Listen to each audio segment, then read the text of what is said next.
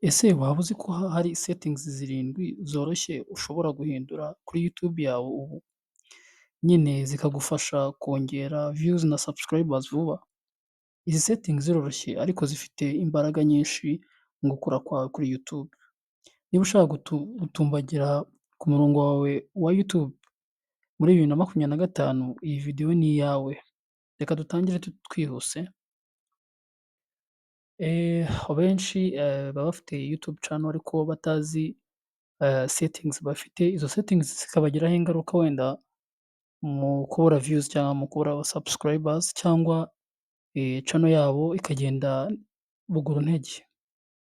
Ngiye kukwereka rero izo settings zirindwi tuze kujyana neza. Iyi video muyirebe muyirangize kugira ngo musobanukirwe n'izo settings zirindwi ngiye kubagezaho.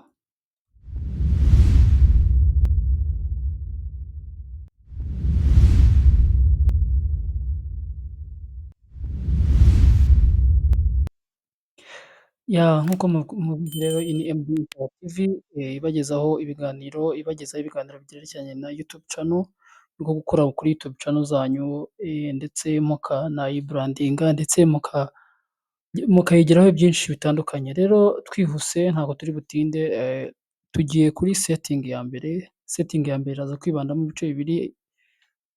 Iya mbere yitwa default uploading settings. Iyi default uploading settings ngiye kukwereka ukuntu bayikora. Nk'ibisanzwe tujya muri YouTube studio.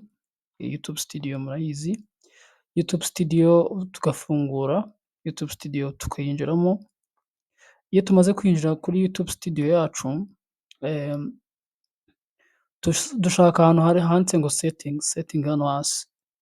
Iyi settings kuko ari niyo turi kwibandaho, niyo igiye kutwereka uburyo tugiye gukora. Tukaza hano handitse ngo upload default. Iyo tumaze gufungura upload default hazamo basic information, uvuga ngo ni title yawe ya video ugiye gushyiraho. Muri description ugomba gushyiramo ibintu bikurikira. Uvuga ngo description hagomba kujyamo ama social media yawe, hakajyamo ibyo ukora cyangwa keywords, amagambo YouTube igenda ihereza abantu kugira ngo bakurebe, ugashyiramo na hashtag. Hashtags ni ukuvuga ngo ni ibintu byerekeranye n'ibyo ukora kugira ngo izo video abantu bazajya kureba izo video bazamenye ngo uyu muntu ngo akora ibyerekeranye wenda kuzamura YouTube, atanga n'ama tutorials. Kuri setting ya kabiri rero hari visibility, ariyo visibility rero igizwe n'ibintu bitatu: hari public, hakaza na private, hakaza na unlisted. Ibyiza nakugira inama yo gukoresha private, kuko iyo ushyizeho video nta wundi muntu uyibona, ni YouTube yonyine na algorithm iyibona kugira ngo iyirekomandinge abandi, ikayitekerezaho ikareba ko nta copyright ifite. Ibyiza rero wajya ushyiraho private cyangwa ugashyiraho unlisted ku babishoboye, ariko guhita uyishyira public utarayisohora ni ibintu nk'uko twagiye tubibona mu mavideo yashize, ntabwo ari ibintu byiza cyane. Twihuse rero ntabwo turi butinde, turakomeza hasi kuri tags. Kuri tags naho ugomba gushyiramo tags zijyanye n'ibintu ukora. Niba ukora ibintu bijyanye na YouTube, ugomba gushyiramo wenda YouTube growth cyangwa how to get more views, how to get more subscribers. Izi tags zigufasha mu buryo bwa circulation y'amavideo, uburyo YouTube irekomandinga video zawe ku bantu bagenda bashaka bino bintu. Niba umuntu yanditse muri search ngo ni gute nakora kuri YouTube, ya hashtag ihita igufasha kugira ngo ukomeze gukora video yawe, kugira ngo video yawe ikure. YouTube rero ihita ifata ayo mavideo yawe ikayerekana ku bantu bose bayakeneye. Urumva rero iyo udashyizeho izo hashtag ntabwo uhita umenya ibintu byawe ukora, bityo bikaba byatuma bikugiraho ikibazo ku buryo bwo kurebwa mu mavideo yawe. Tugeze rero kuri setting ya gatatu. Setting ya gatatu ni enable two step verification. Ahantu muhitondere cyane. Enable two step verification ni ukuvuga ngo iyi setting ni ukuvuga ngo iyo ugiye kuyikora ni ukugira ngo YouTube channel yawe ntizibwe cyangwa ntihazagire umuntu uzayihakinga. Ahantu rero ahantu duca ni ahantu horoshye ujya muri Google, ukajya muri account, warangiza ukaza hano handitse ngo security. Security rero iyo umaze gukanda kuri security, eh, uramanuka gatoya ubona akantu kanditseho ngo two step verification. Kano kantu iyo kadatikinze ku ibara ry'icyatsi, ni ukuvuga ngo account yawe ya YouTube channel ifite ikibazo. Ni ukuvuga ngo anytime umuntu wese yayinjira cyangwa banayikwiba cyangwa banayijyamo. Ni ukuvuga ngo wowe ugomba kuyiporotekitinga aba-hackers cyangwa undi muntu wese wakwifuza kuba yayitwara. Ni ukuvuga ngo bigufasha rero no kugira ngo konti yawe ibeho mu buryo bwiza kandi uburyo butavogerwa n'undi. Tumaze kureba rero setting eshatu, tugeze kuri setting ya kane. Setting ya kane ni turn on customer turn bars. Turn on customer turn bars ni ukuvuga ngo ibi bigufasha gushyiraho turn bars cyangwa ya foto ibanziriza video igaragara neza ku buryo abantu bayireba bakavuga ngo tujye kureba iyi video yawe. Reka rero mbereke uburyo ushobora gutaninga on kuri iyi setting ya turn on customer turn bars. Nk'uko bisanzwe winjira muri setting, warangiza ukaza hano kuri upload defaults, ubanza kuri channel, warangiza ukaza hano kuri feature eligibilities. Feature eligibility iyo uhakanze ubona bino bintu bitatu, ariko icyo twibandaho ni iki cya kabiri kivuga ngo intermediate features. Ni ukuvuga ngo hano kuri intermediate iyo itari enable, iyo itabaye enabled, ni ukuvuga ngo ntago ushobora gushyiraho ifoto ya turn bars yawe. Kugira ngo ubirebe neza rero, hano hari akantu gasa nk'agafureshi kamanuka hasi, urahakanda. Iyo umaze kuhakanda, urabona iyo uhakanze hazamo utuntu dutatu, hari customer turn bars nk'iyo twabonaga ya setting nababwiraga. Hakaza live streaming, abakora live streaming. Live streaming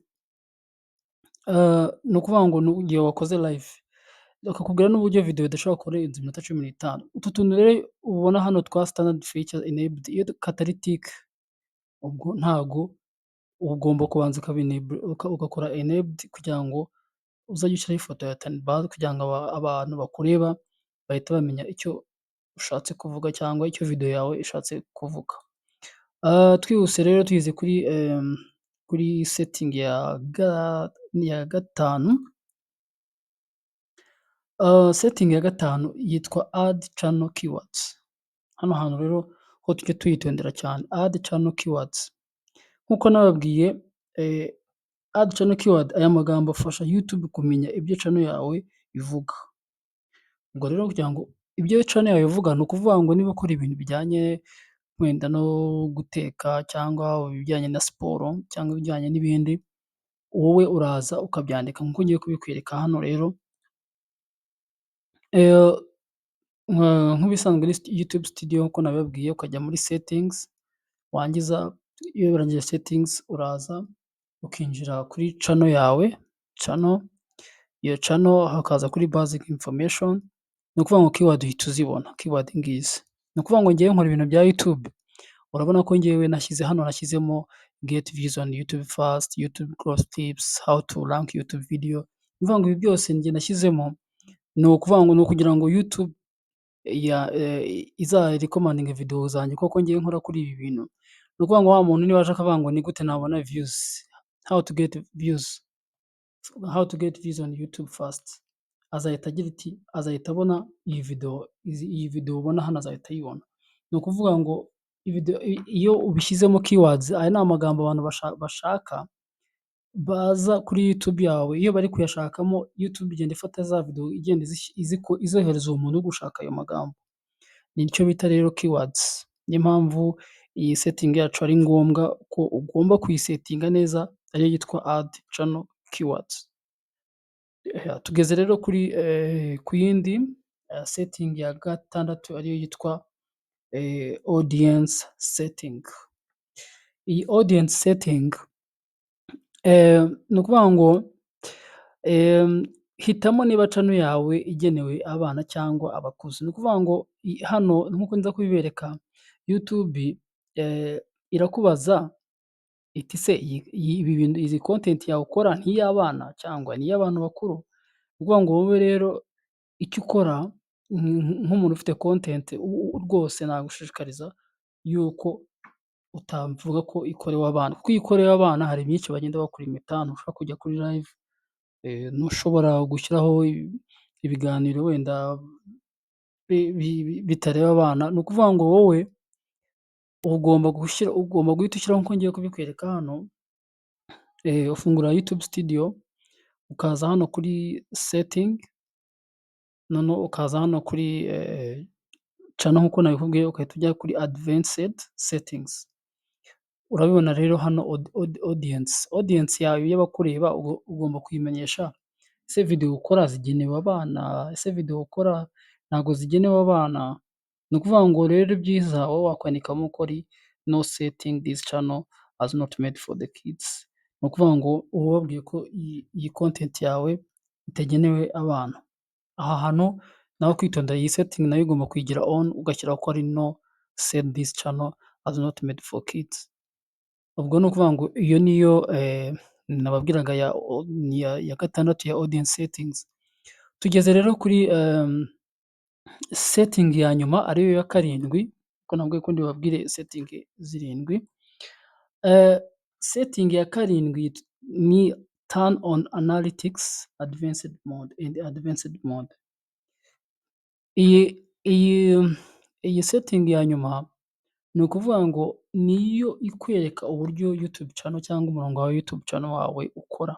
Ni ukuvuga ngo mu gufungura advanced mode muri analytics bituma ubona amakuru arambuye kuri video zawe, igihe bareba video, aho bayireba n'ibindi byinshi.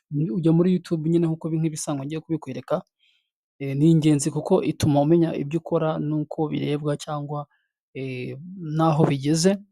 Ni ukuvuga ngo wowe uraza ukinjira, urafungura YouTube studio nk'ibisanzwe, murabizi ko twibanda kuri YouTube studio ariyo irimo ibintu byose, warangiza ukaza hano handitse ngo analytics. Iyi analytics ihita ikuzana kuri advanced mode hano hejuru ubona, ukahakanda. Ni ukuvuga ngo rero tuvuga ngo nk'amavideo umaze gukora muri kino cyumweru, igenda ikwereka percentage, ikwereka uburyo warebwe, ikwereka likes wagize, ikwereka aba subscribers wabonye, ubwo video yose ikwereka ese iyi video yawe abantu bayirebye, wabonyemo aba subscribers, wabonyemo watch time zingahe, iyi video yagize wenda abayirebye bangana iki, amasaha bayirebye ni angahe, igihita ibikwereka ku total.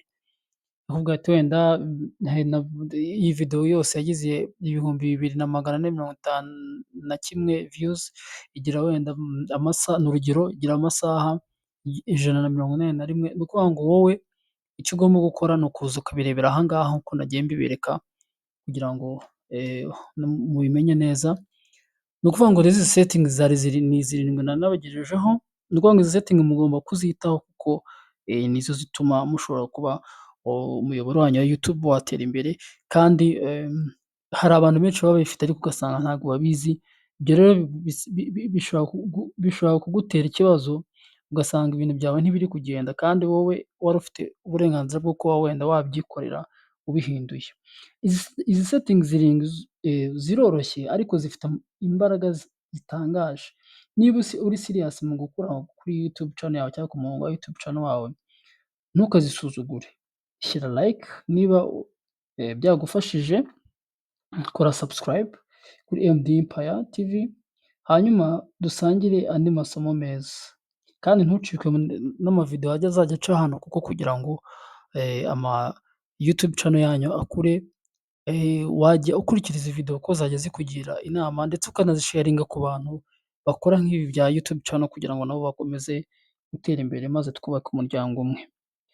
Rero ndabashimira cyane abantu mwakomeje gukurikirana YouTube channel yanyu ya MD Empire TV. Dusubire na video y'ubutaha, mbibutse kugira ngo mukore like, mukore share, kugira ngo tuzajye dukomezanya gukora ibiganiro byiza. Ndabashimiye rero, naho mu kanya muri video ikurikira.